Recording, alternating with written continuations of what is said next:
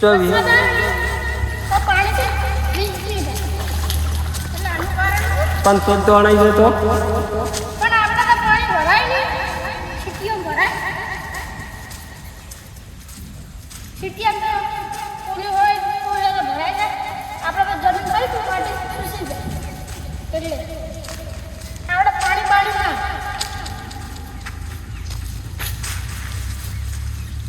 પાણી છૂટી દીધું હા જો બોલા આ હિન્દી બોલે